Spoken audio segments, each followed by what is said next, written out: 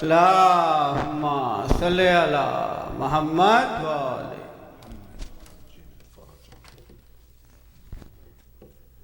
أعوذ بالله من الشيطان اللعين الرجيم. بسم الله الرحمن الرحيم.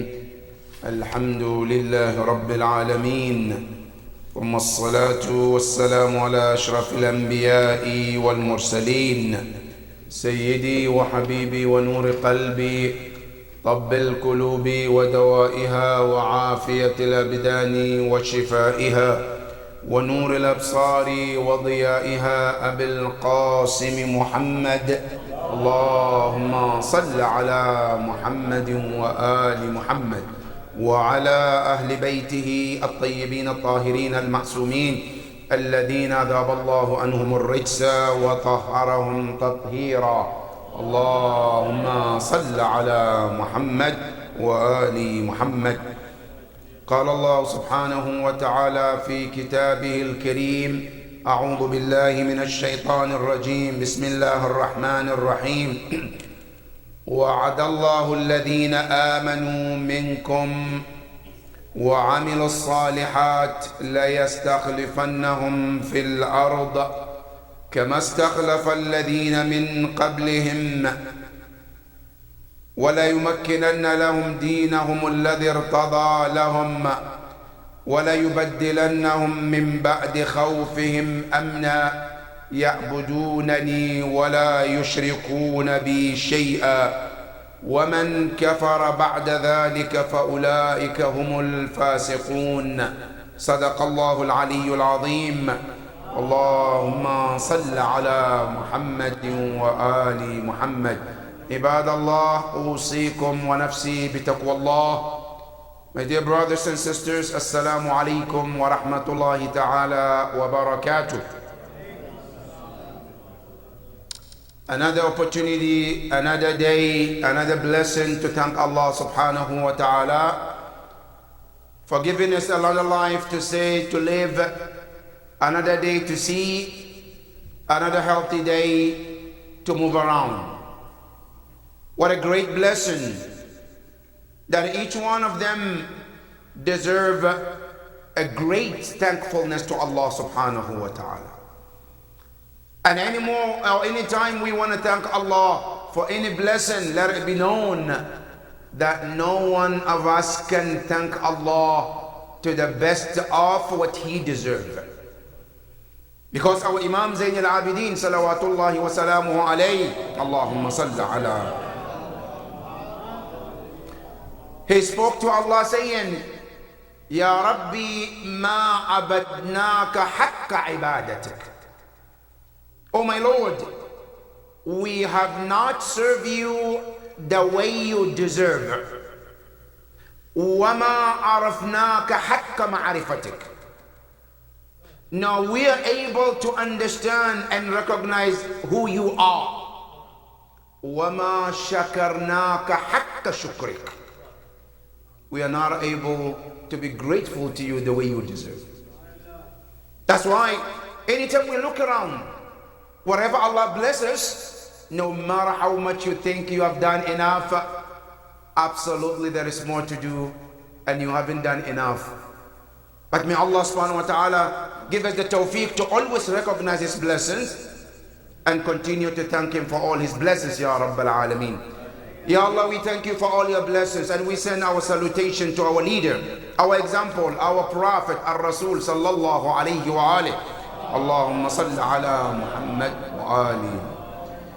May the peace and blessing of Allah be upon him and his household, the chosen ones, the trusted ones, the Khalifas of the Prophet, Ahlul Bayt alayhim afdalus salati was salam. Allahumma salli ala Muhammad wa ali Muhammad. May the Almighty Allah subhanahu wa ta'ala keep us on His path and the path of the Prophet and Ahlul Bayt alayhim salam. My dear brothers and sisters, another day to remind one another about Allah and His boundaries. Let each and every soul keep in mind that taqwa has introductions. Where do I start to earn the fear of Allah or to have the God conscious? The first step is to recognize there are three individuals who are watching. The first one, the Almighty Allah subhanahu wa ta'ala. That anytime I want to do something, keep in mind that there is Allah who is watching and knows what you and I doing in private or in public. And Quran says, أَفَلَا يَعْلَمُ بِأَنَّ اللَّهَ يَرَى. He who is doing wrong things, committing sin, doesn't he knows that Allah sees? Allah watches him in private and public. Not only that Allah sees, Allah tells you that not only I see, let it be known to you that my messenger Prophet Muhammad is watching you too. Allahumma salli ala. Anytime we do anything in private or in public, let it be known that Rasulullah is watching. Now remember, Al-Quran tells you, وَقُلْ اعْمَلُوا. Allah told the Prophet, Ya Rasulullah, tell them to do whatever you want to do. فَسَيَرَى اللَّهُ عَمَلَكُمْ. That Allah will see your actions and your deed. Who else? He said, وَرَسُولُهُ. And the messenger will see too. So anytime we do anything, whether in public or in private, let it be known that Allah is watching and the Prophet is watching. Not only that, let it be known that Ahlul Bayt are watching too. Especially our 12th Imam, Imam Sahib al-Asri wa Zaman. Allah. Sallallahu. Any action we do in private, anything that you do, keep in mind that your 12th Imam is watching. And are you willing to make him sad to see you and I doing something to displease Allah? Or are you doing something to also please the Imam on daily basis? Which one? And remember something, brothers and sisters. Many of the time in Muharram, in Majalis, we do la'an to those who hurt Ahlul Bayt. But sometimes you and I, do we ever think we also hurt Ahlul Bayt too? With our actions? Now I can think about what? Yazid, bad people who they did to hurt Ahlul Bayt alayhim salam. But me committing sin, I'm also hurting Ahlul Bayt alayhim salam. Especially when the book of deed is presented to the Imam al-Zaman. And he looks and he sees my bad actions in it. What do you think he's feeling?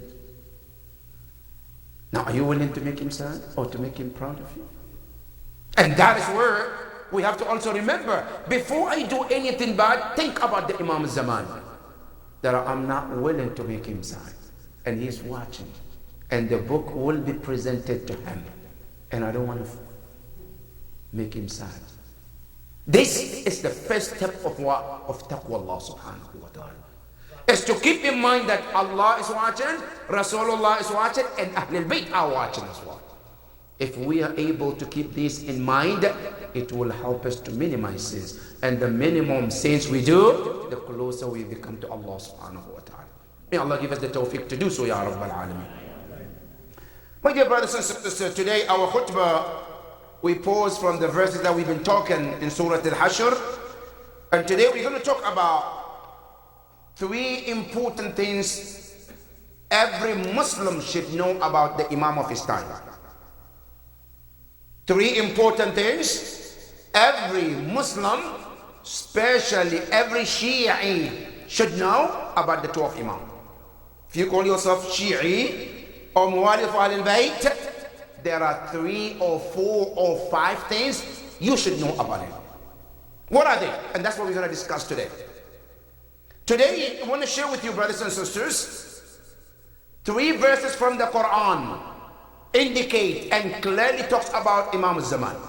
Because today, many of us, we call Imam al-Zaman is my Imam.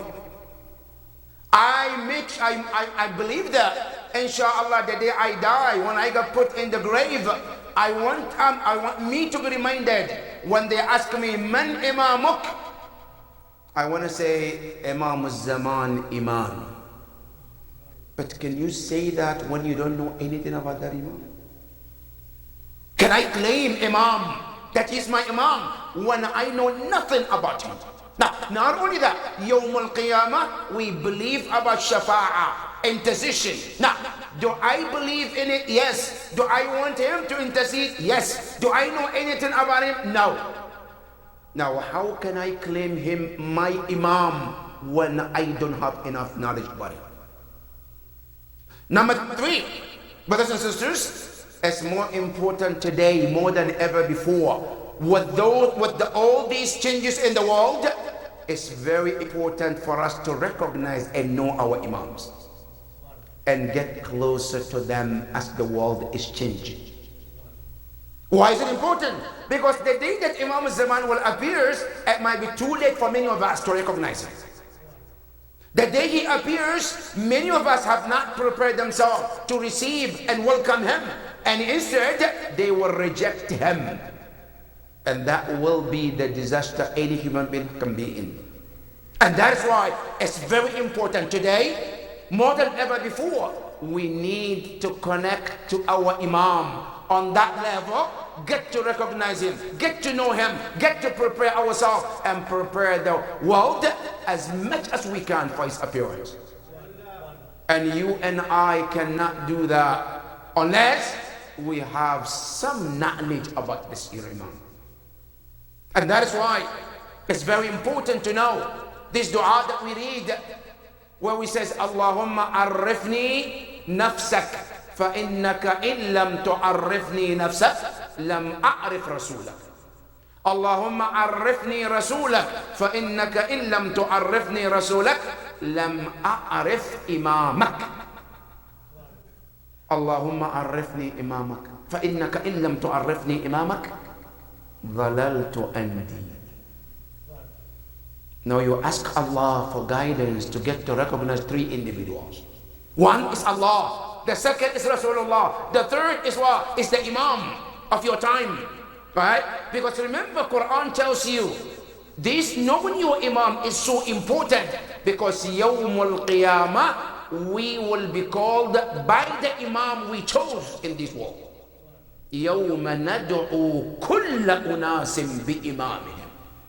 Allah says, Yawm al-Qiyamah, we know your name, yes, but we're not going to call you by your name. We're going to call you based on whomever you chose to be your Imam. Now, if I don't know my Imam Zaman, can I say I want me to be called to that Imam? And that is why it's very important to know your Imam. And today, we want to share 5 things to know about your Imam.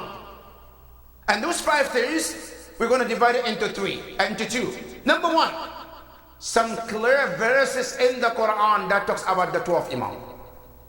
Number 2, some ahadith that are quoted by the Muslim Ummah. When I say Muslim Ummah, I mean Muslim. Sunnah and Shia both together. Alright? So that you know that about Imam al-Zaman is not about only Shia versus Sunni or Sunni versus Shia. It's all about all Muslims across the board. They all believed in these 12 Imam. These 5 things can be a first stepping stone to get to them closer to this great Imam. Now the first one is the verse that Allah talks about the 12th Imam. Now if somebody asks you, what is the verse in the Quran that you can prove that Imam is there and will be coming before the end of the world? If anybody asks you today, can you point me the verse in the Quran where Allah talks about an Imam who will come at the end of the world? What is it? Do you have any verse in the Quran? What is the proof from the Ahlul Bayt perspective where we used to say, yes, there will be the 12th Imam, and not only 12th Imam, by the name as well. Do we have it? Yes, we do. But where do we start? So there are many verses in the Quran, but I'm just going to mention 3 of them. Number 1, you can find it in Surah An-Nur. Now, it so can be very inspiring because our Imams, they are Nur. And the ayah that talks about the Imam al-Zaman is Surah An-Nur too. So you got the Nur talks about the Nur. Right?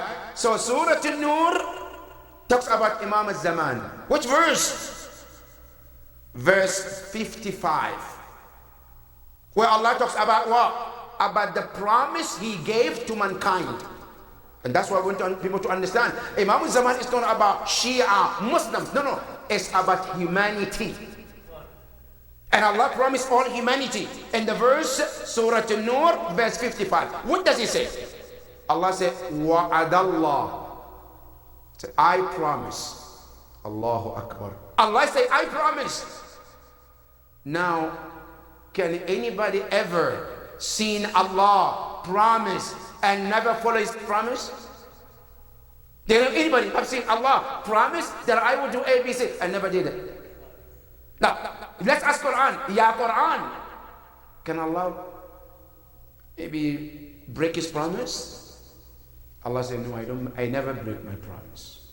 Where? In the Quran, He said, Inna Allah la yukhliful mi'ad. Your Lord does never break any promises that you make. But the verse here, Allah says, I'm promising.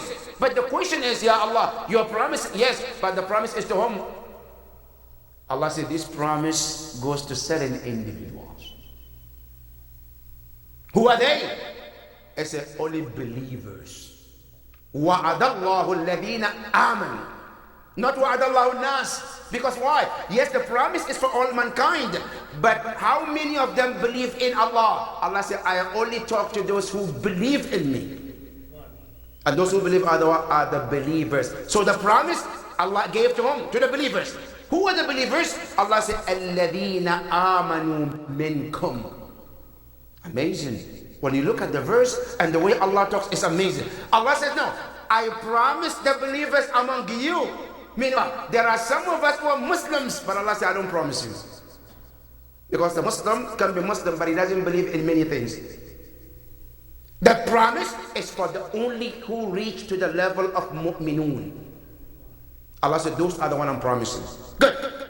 Is that all those who believe? He said, no. وَعَمِلُوا الصَّالِحَاتِ. And they also did good deed. They are not only those who talk about words and they don't follow with action. Allah said, my promise is for those who believe by the mouth and they also follow that with the action. وَعَمِلُوا الصَّالِحَاتِ. Ya Rab, what is the promise? He said, let me tell you. لَيَسْتَخْلِفَنَّهُمْ فِي الْأَرْضِ. Allah said, this earth that you see, I guarantee you that you will be the one to be the Khalifa of Allah on the earth. The promise is from Allah to the mu'mineen. Allah tells them, you mu'minun, I guarantee you. Now, how do we know that there's a guarantee in this verse? How does Allah guarantee them? There is something called in Arabic, harf al-tawqeed, the letter of emphasis, two of them in this one word. La yastakhlifanna. Both in one word to let the mu'minin know that there is no doubt in the promise of Allah subhanahu wa ta'ala. Allah said, La yastakhlifannahum, that I promise you that you will become the caliph of Allah. Where? Fil ard, upon the earth. You know what this ayah is about, brothers and sisters? If you really want to know what the hope is, this is the ayah we call the ayah of hope. That the mu'mineen, when you look at what is happening in the world, right? When you see the domination of the non-believers and what is happening, all the killing, all the misguiders, all these things that is happening, Allah is telling you that don't ever think that's how it's going to continue till end. Never. A day will come, this will change. What will be the change? The change will be that the mu'mineen will be the one to dominate on this earth.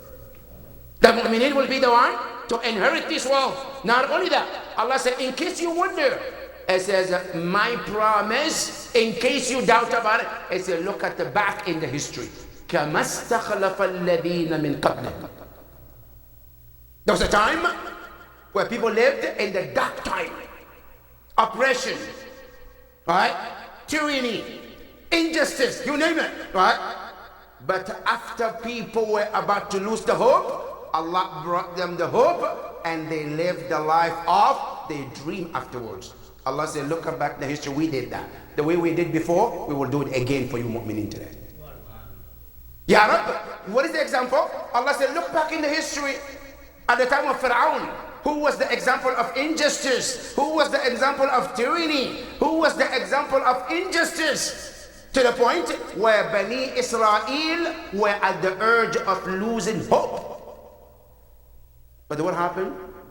Then Allah brought them an imam of that time. Who is the imam of that time? It's called Musa ibn Imran alayhi salam. Musa alayhi salam came, and what did he do? He came and rescued them. 1, 2, he changed this injustice to what? To the justice that they ever dreamed afterwards.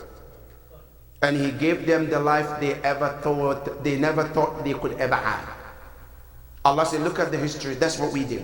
كما استخلف الذين من قبلهم. I said, not only that, I said, وَلَا يُمَكِّنَنَّ لَهُمْ دِينَهُمْ الَّذِي ارْتَضَى لَهُمْ. I said, not only that, the religion that we want you to practice freely, I said, that religion will come on that day where you can practice this very freely.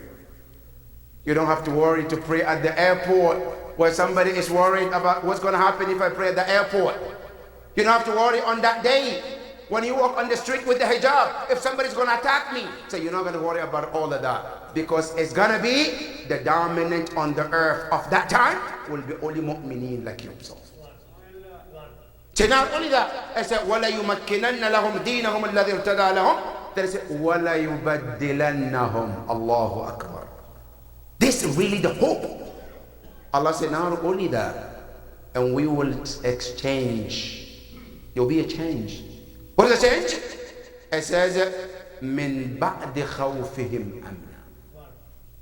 Where are those who live in the fear? Where are those who live in fear? Allah said, remember, this fear that you live in, don't think that it's going to continue forever. Allah said, there will be a day, we will change that fear. To what? To security and peace that you're looking for. وَلَا يُمَكِّنُ بَدِّلَنَّهُمْ. And Allah also put harf al-ta'keed, la, and that yubaddilanna, harf al-ta'keed, so that you don't have to be doubtful about Allah subhanahu wa ta'ala. So we will do that. Right? It says, وَلَا يُبَدِّلَنَّهُمْ مِنْ بَعْدِ خَوْفِهِمْ أَمْنًا. To the point, يَعْبُدُونَنِي وَلَا يُشْرِكُونَ بِي شَيْءٍ. The time that you will feel very secure. Every corner of the earth to worship Allah without you having to worry about anything. You don't have to worry about anything, not human being, nothing. وَلَا يُشْرِكُونَ. And they will not associate Allah with anything either. Then Allah said, but remember, وَمَنْ كَفَرَ بَعْدَ ذَلِكَ فَأُولَٰئِكَ هُمُ الْفَاسِقُونَ. After I gave all of this promise, after the promise come in materialize, Allah said, anybody who decided to go other way around, Allah subhanahu wa ta'ala said, they are the fasiqun, they are the corrupted ones after. This verse is the verse that talk about Imam al-Zaman alayhi salam. Sallallahu. So in case you wonder, the first verse that talk about Imam al-Hujjah is the ayah we just talked in Surah An-Nur, verse 55, which Allah is promising the mu'mineen about coming of the change. And you know, every change needs a leader. Allah's talking about the change, yes. But who's going to be the leader of that change? Because remember, change never comes by itself.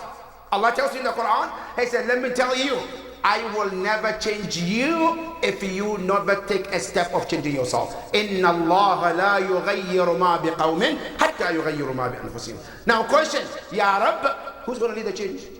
Yes, we heard about the change, yes. But is it randomly? It's going to happen its own? No. It says someone will change that. Who is that? I'm going to tell you that later, inshallah, in the hadith that Rasulullah told us that the tafsir of the verse we just mentioned, who will be the leader? Who will bring the change? Who will that person be? Rasulullah tells in the hadith, which is mentioned by the Muslim books that we're going to mention in a minute. But that's the first verse. The second verse also, which is mentioned in Surah Al-Qasas, the chapter of the stories. Which verse? Also verse number 5. Another verse about Imam al-Hujjah, where Allah said, وَنُرِيدُ أَن نَمُنَّ عَلَى الَّذِينَ اسْتُضْعِفُوا. Another hope. From whom? From Allah. To whom? To those who happen to be what? The oppressed ones. Today you look at what is happening in the world, in Gaza, in other part of the world, where we see other people are oppressed. to the peak of it that you can ever think in this era. Right? And you wonder, what's going to happen? Is this going to be like this to the end? Allah said, no, it's not. Ya Allah, what are you talking about? Allah said, وَنُرِيدُ, we want أَن نَمُنَّ عَلَى الَّذِينَ اسْتُضْعِفُوا. Those mustad'afeen, the weak ones who are made to be weak. They are not weak, but they were made to be weak. By whom? By others. Why? Allah says, let it be known to them, to those mu'mineen, those who were made weak. عَلَى الَّذِينَ اسْتُضْعِفُوا فِي الْأَرْضِ. Allah subhanahu wa ta'ala says, وَنَجْعَلَهُمْ أَئِمَّةً. We will make them to be the leaders. Today they are weak. They were meant to be sit back and watch while others are the leaders. Allah said it's going to change. A day will come. Those who were sitting back, they will be the leaders. When? Allah subhanahu wa ta'ala says, وَنَجْعَلَهُمُ الْوَارِثِينَ. Allahu Akbar. And when they become leaders, their leadership has no time. That some people will come and take over again. No, Allah said when they become leader, their leadership will continue till the end of this world. Meaning what? When they take that leadership, the world will never experience something called injustice again. When their leadership starts, that is the hope that every human being is waiting for. And that also is about Al-Imam Al-Hujjah alayhi salam.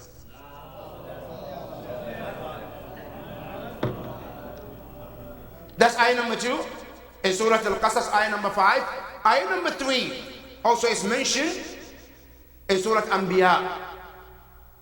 Surah Al-Anbiya, ayah 105, where Allah subhanahu wa ta'ala also tells us another promise. Say, وَلَقَدْ كَتَبْنَا فِي الزَّبُورِ. And this, Allah said, look, our promise is not just you, the Ummah Prophet Muhammad. No. This promise about the Imam who will come, who will change the world. I said, we have already written this information. In where? Fi Zabur, in the book of Dawood alayhi salam. This Prophet Dawood alayhi salam, in his book, there is a description. Allah said, Allah talks about Al-Imam Al-Hujjah. What is it? It says, وَلَقَدْ كَتَبْنَا فِي الزَّبُورِ مِنْ بَعْدِ الذِّكْرِ. That we told them, the people of Dawood and Dawood himself, أن الأرض يرثها عبادي الصالحون. That this world must be inherited by whom? By my righteousness. Allah promised that all of this that we see in the world is not going to continue till the end. No, a day will come, the mu'mineen will be the rulers. The mu'mineen will be the ones who are leading the earth and leading the ummah at large. And this also is mentioned in the Quran. Now, these are 3 verses every Muslim should know about the Imam of your time. That is number 1. Number 2. Now we're talking about Imam al-Zaman, Imam al-Zaman. Many people think, okay, is this about the Shia talking about Shia, or is it about all Muslims across the globe? Now we're talking about the all Muslims across the globe. Muslims, unless who doesn't know might say, no, I don't believe in Imam al-Zaman. But when you come to the hadith of all the Muslims, they all agreed that Imam al-Zaman is a man that Allah promised to ummah, the all ummah. Now, what is the hadith that we have? The hadith that we have is quoted from whom? From our Imam alayhi salam. Imam Zayn al-Abidin alayhi afdalu salatu wassalam.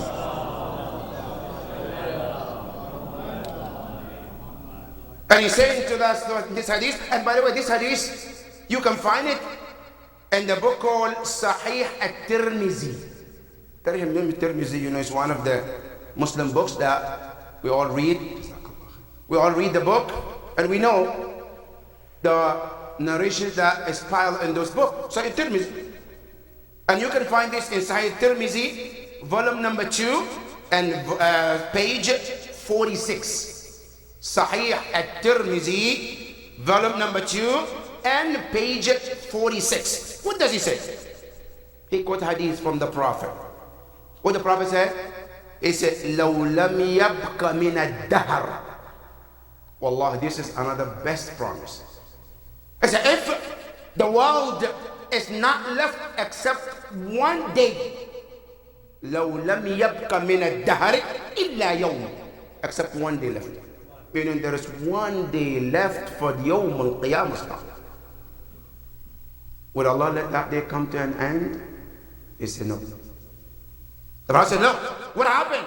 He says, لو لم يبق من الدهر إلا يوم لبعث الله رجلا من أهل بيتي. That's what Allah saying, huh? Allah will send a man from where? From my progeny, my family. Right? What is he going to do? He said, يملأها قسطا وعدلا.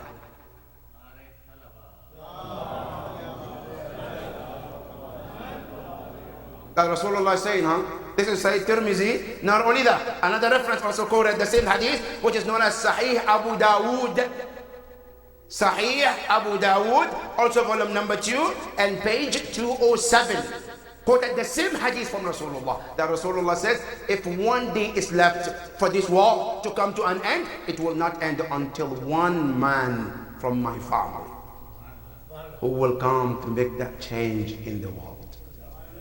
Good. Now this hadith is number 3. Number 4 here, another hadith which the Prophet talks about, but this hadith is quoted from whom? From Imam Amir al-Mu'mineen Ali alayhi afdalu salatu wassalam.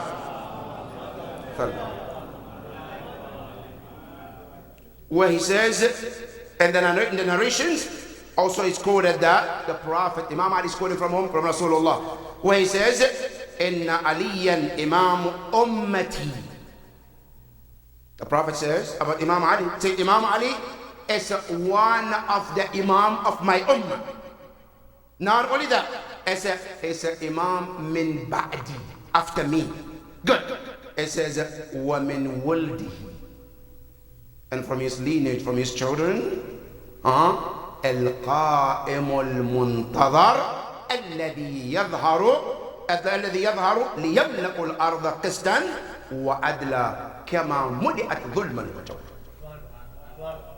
That Imam Ali alayhi salam, he said the Prophet, no, this hadith is really required to think about it. Good. Now listen to the hadith. It says, Rasulullah says, Aliyun Imam ummati min ba'di. Ali is the Imam of my ummah after my death. Now this hadith, those who say Rasulullah died and he didn't mention Khalifa, you never seen this hadith before? That Rasulullah saying, Aliyun Imam min ba'di, after me, right? Now, where are those who say, no, the Prophet just died and he didn't mention any Khalifa? Well, Rasulullah is saying, and this hadith can be found in a book called Yanabi'ul Mawadda, written by one of the Sunni scholars, and quoted this hadith, proving that the Prophet says the first Imam is Imam Ali, the last one will be from the lineage of the Imam Ali alayhi salam. And not only that, I say his name is Al-Qa'im, his name Al-Muntadhar. What will he do? I say Yamla'ul Arda Qistan wa Adla Kama Muli'at Dhulman wa Jawr.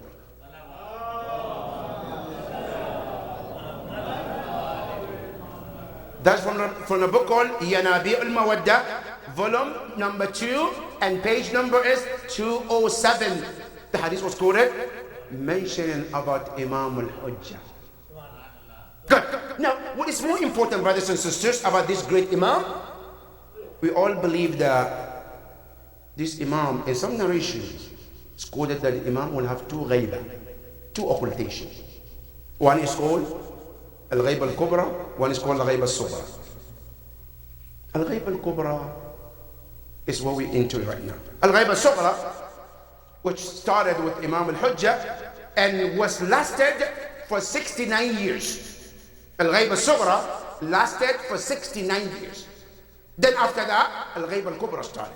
Now, during the Ghaiba al-Sughra, right, which lasted 69 years, now there were 4 Nuwab, we call them. 4 Nuwab. Now, inshallah, I'll tell you more, inshallah, the coming week, because of lack of time. I'll tell you more about this Nuwab, because it's very important to know those Nuwab. Right? Number 1, why did Imam choose those people? What was their qualities? Who were they? Right? Because knowing them will help us to prepare ourselves for him too.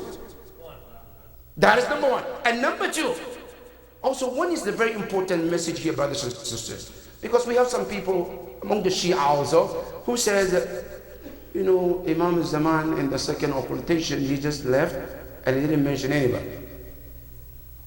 They said Imam didn't leave any Khalifa, anybody. Because after the fourth one, right, Imam says there's no other specific Khalifa after this verse.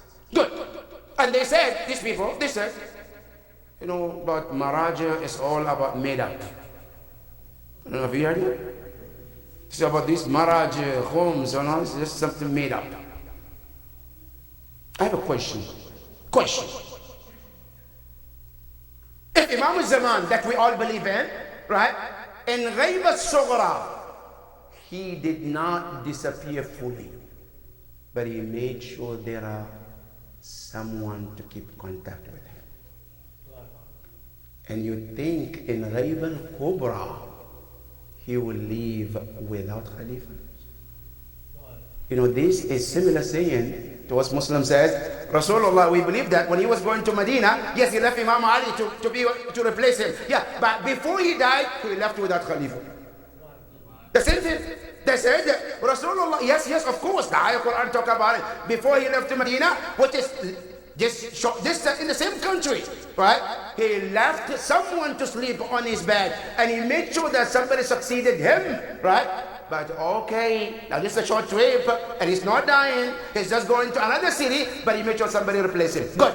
Now, at the time of death, no, he left without success. And that logic makes sense. The same thing we said about Imam al-Hujjah. We said Imam al-Hujjah, during the 69 years of his Ghaib al-Sughra, he made sure that there's one Na'ib, right? The Na'ib died, he put there the second one, the third one, the fourth one. After the fourth one, okay, now I'm going Ghaib al-Kubra, but you're on your own. Salaam alaikum. And you believe in that? Huh? Allahu Akbar.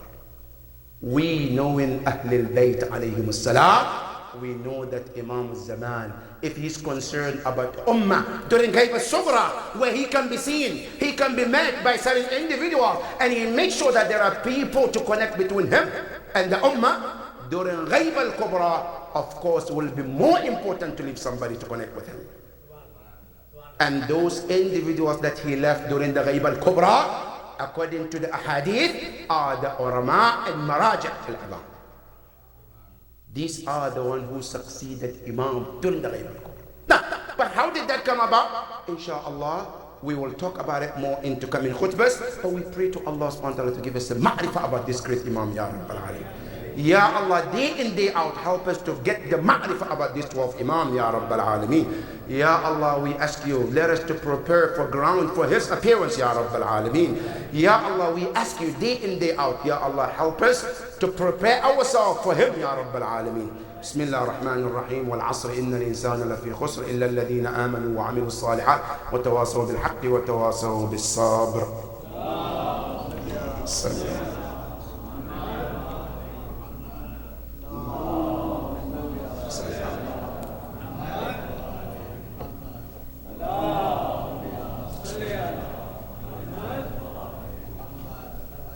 بسم الله الرحمن الرحيم الحمد لله رب العالمين ثم الصلاة والسلام على محمد وآل محمد اللهم صل على محمد اللهم صل وسلم على علي أمير المؤمنين وعلى فاطمة الزهراء سيدة نساء العالمين وعلى الحسن والحسين سيدي شباب أهل الجنة أجمعين اللهم صل على أئمة المسلمين علي بن الحسين زين العابدين ومحمد بن علي باقر علم النبيين وجعفر بن محمد الصادق وموسى بن جعفر الكاظم وعلي بن موسى الرضا ومحمد بن علي الجواد وعلي بن محمد الهادي والحسن بن علي العسكري والحجة بن الحسن المهدي أجل الله تعالى فرجه وسهل الله مخرجه وجعلنا من أعوانه وأنصاره ومن المستشهدين بين يديه جميعا ورحمة الله وبركاته. الله. One of the events of this week, which is very important, is also about Mother's Day that is celebrated in America. You know, in Islam, mothers are held very, very dear. In Islam, Mother is one of the very important figures after Allah subhanahu wa ta'ala and the Prophet and Ahlul Bayt. The next are our parents. And not only they're so important in Islam, Islam teaches us that your Jannah is not based on your actions. Mr. Salat, fasting. Your Jannah, it also rely on how you're good with your father and mother. If any one of us think that I can do salat and fast and pray and do good and not care for my mother and my father and Jannah is waiting, then you are living in La La Land, I guarantee. If you think your Quran, right? You think your Hajj, you think your Quran, you think your Salat al-Layl, all will help you while you're not good with your parents, then I guarantee you, you will not even smell Jannah. And Yawm al-Qiyamah, you can hold me responsible on this. You know why? Abbas al-Qummi, rahmatullahi ta'ala alayh, the author of the book that we know, very known one, Mafatih al-Jinan, he has a book also written called Manazil al-Akhirah. In that book he talks about a child and a mother. A child who was a good mu'min, praying, fasting, doing everything you can think of. But he was not in good time with his mother. That's why I'm telling you that if you think I'm good, I'm praying, I'm good, now listen to this story. Until the death approached this young man, all the friends gathered around him. And you can find this Manazil al-Akhirah, this translation of it in Arabic and English, Urdu, all you can find it. And you can find this story in that book. That when this man was laying in his final moment, they tell him to say Shahadatain, he can't say. Say Shahadatain, he can't say. And they ask Rasulullah to come.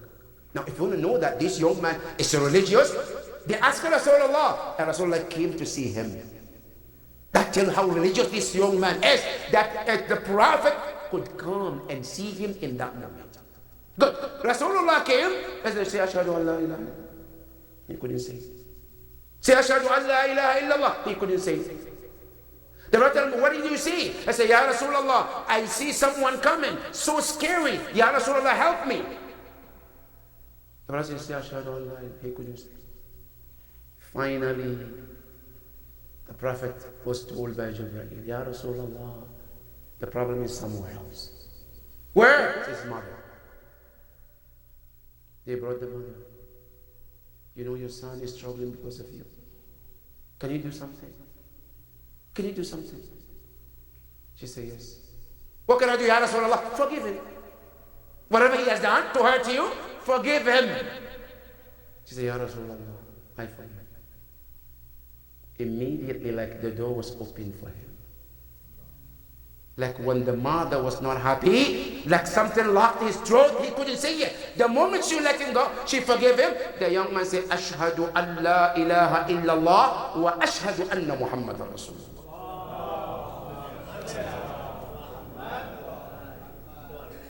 There is one important message coming from whom? Sheikh Abbas al-Qummi. And this should be the take-home message, brothers and sisters. From Sheikh Abbas al-Qummi, he says something very striking. He said, look, how displeasing your mother is, that big trouble. To the point that someone like Rasulullah couldn't help him. Rasulullah could not help this young man to say the Shahadatain until the mother forgives him. But if you think, maybe I get the shafa from Rasulullah, I can get my Quran, if your mother is not happy with you, Jannah cannot be anywhere close to you. Because Hadith al-Qudsi, Rasulullah quoted, on the day he went to Isra al-Mi'raj, he said, when I was shown the heaven, the first time I saw the heaven, the entrance of it, Allah wrote, أَنَا رَاضٍ أَمَّنْ رَضِيَ عَنْهُ أَبَوَاهُ. I am pleased with anyone his parents are pleased. وَسَاخِطٌ أَمَّنْ سَخِطَ عَنْهُ أَبَوَاهُ. And whoever the parents are displeased, I'm displeased with them. This is where the mother is in Islam. We pray to Allah subhanahu wa ta'ala. We honor our mothers, Ya Rabbal Alameen. And Mother's Day also, brothers, it's not only once in May. Mother's Day is not in May. Buy flowers, bring her, take her to, mashallah, to restaurant, and then right on the 10th, okay, I become a bad child. For the whole year, one day with flowers and some cookies, I'm a good child. No, it doesn't work like that. In Islam, Mother's Day is every day. Today is a Mother's Day, yesterday was a Mother's Day, and tomorrow is a Mother's Day. May Allah give us the tawfiq to do so, Ya Rabbil Alameen. The last not the least is to remember our brothers and sisters in Gaza who are going through so much. No words can describe what these brothers and sisters are going through. But Ya Allah, the only thing we can call is to call our Imam al-Zaman. Allahumma inna nashku ilayka faqda nabiyyina wa ghaybata waliyina wa qillata adadina wa kathrata aduwina. Ya Allah, we ask you to hasten the appearance of this great Imam. Ya Allah, give us the tawfiq to be the voice of this Imam, Ya Rabbal Alameen. Give us the tawfiq to be the service of this Imam, Ya Rabbal Alameen. Bismillah ar-Rahman ar-Rahim. Wal asr inna al-insana lafi khusr illa alladhina amanu wa amilu as-salihat wa tawasaw bil haqq wa tawasaw bis sabr. Sallu ala Muhammadin wa ali Muhammad.